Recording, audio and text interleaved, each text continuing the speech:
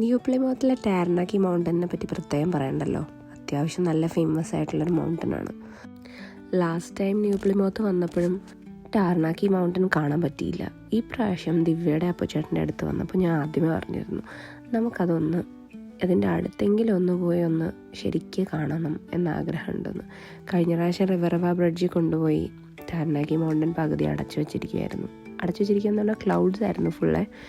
ഈ പ്രാവശ്യം ഏതായാലും അതിൻ്റെ അടുത്തുള്ള സ്ട്രാറ്റ്ഫോർഡ് പ്ലേറ്റോയുടെ അടുത്ത് ഉള്ളൊരു സസ്പെൻഷൻ ബ്രിഡ്ജ് ഉണ്ട്, അത് കാണാൻ വേണ്ടി പോവാം എന്നിങ്ങനെ കേട്ടപ്പോൾ തന്നെ എനിക്ക് ഭയങ്കര സന്തോഷമായി. അങ്ങനെ അപ്പോൾ ചേട്ടൻ വണ്ടിയൊക്കെ എടുത്ത് ഞങ്ങളെ കൊണ്ടുപോയി. അത്യാവശ്യം നല്ല ദൂരമുണ്ട്, എന്നാലും കാണാൻ നല്ലൊരു വ്യൂ കാണാമല്ലോ എന്നുള്ളൊരു പ്രതീക്ഷയിൽ ഞങ്ങളിങ്ങനെ പോയിക്കൊണ്ടിരിക്കുക.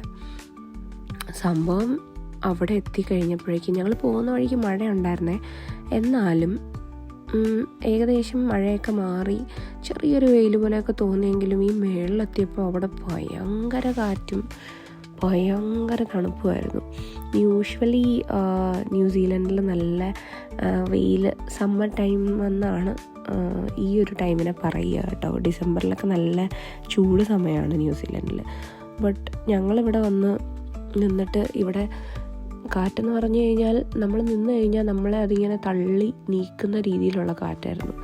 കാണാൻ ആദ്യത്തെ ഒരു ഓളത്തിന് ഞാൻ ഇറങ്ങി, മഴയൊക്കെ നനഞ്ഞാലും കുഴപ്പമില്ല, ഇത്രയും ബ്യൂട്ടിഫുൾ വ്യൂ എങ്ങനെ എൻജോയ് ചെയ്യാതിരിക്കും എന്നൊക്കെ പറഞ്ഞ് ഞാനിറങ്ങി.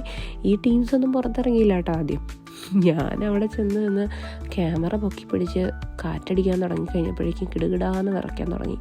പുറത്തിറങ്ങാൻ ഒരു രക്ഷയില്ലായിരുന്നു. ഈ 2 ടീമിനെയും ഞാൻ നമ്മുടെ യങ് കപ്പിൾസിനെ തള്ളി പുറത്തിറക്കി ഒരു ഫോട്ടോ ഒക്കെ എടുക്കാമെന്ന് പറഞ്ഞ് 2 പേരുടെയും ഫോട്ടോ ഒക്കെ എടുത്ത് 2 പേരും കടിച്ചു പിടിച്ച് നിൽക്കുകയാണ് കേട്ടോ. ദിവ്യ പിന്നെ മാനേജ് ചെയ്ത്, ചേട്ടനൊരു രക്ഷയില്ല, ചേട്ടൻ തിരിച്ച് ഓടി വണ്ടിക്കകത്തോട്ട്.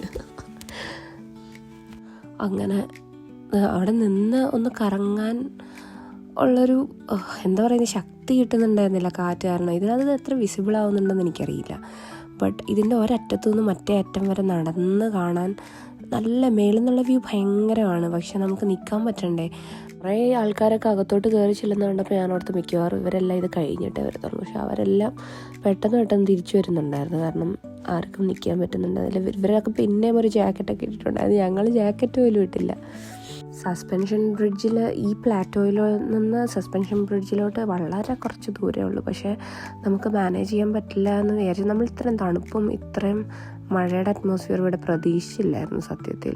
ഒരു പ്രിപ്പറേഷൻ പ്ലാനിങ് ശരിയായില്ലാത്തത് കൊണ്ട് ഇപ്രാവശ്യത്തെ വരവും ഫ്ലോപ്പായി എന്ന് തന്നെ പറയാമല്ലോ. പക്ഷേ ടാരനാക്കിയുടെ ആ ഒരു മൗണ്ടിൻ്റെ ആ ഒരു മേൽഭാഗം ദൂരെ നിന്ന് ഇച്ചിരി ക്ലിയർ ആയെങ്കിലും അടുത്ത് വന്നപ്പോൾ ഇതാ മറിഞ്ഞിരിക്കുമായിരുന്നു. സാഹചര്യത്തിന്റെ സമ്മർദ്ദം മൂലം കണ്ടില്ലേ കാണാൻ ഒത്തില്ല. അതെ, വീണ്ടും നന്ദനത്തിലെ എന്താണ് പേര് നവ്യ നായരുടെ പോലെ ആയി. കൃഷ്ണനെ കാണാൻ പറ്റില്ല എന്ന് പറഞ്ഞ പോലെ താരനാക്കി വീണ്ടും ഫ്ലോപ്പ്. 2ാമത്തെ പ്രാവശ്യമാണ് താരനാക്കി കാണാൻ വരുന്നത്. വീണ്ടും ഒരു വര കൂടെ ഞാൻ വരും. അതിങ്ങനെ ഒരു മറഞ്ഞു തന്നെ എനിക്കിരിക്കുകയാണ്. അടുത്ത പ്രാവശ്യം നന്നായിട്ട് കാണാൻ പറ്റുന്നുള്ള പ്രതീക്ഷയോടെ സ്ട്രാറ്റ്ഫോർഡ് പ്ലാറ്റോയിന് ഞങ്ങൾ വിട പറഞ്ഞു. നെക്സ്റ്റ് ടൈം ടാരനാക്കിയുടെ നല്ല മാജസ്റ്റിക് വ്യൂസ് ആയിട്ട് ഞങ്ങൾ വീണ്ടും വരുന്നതായിരിക്കും. Thanks for watching.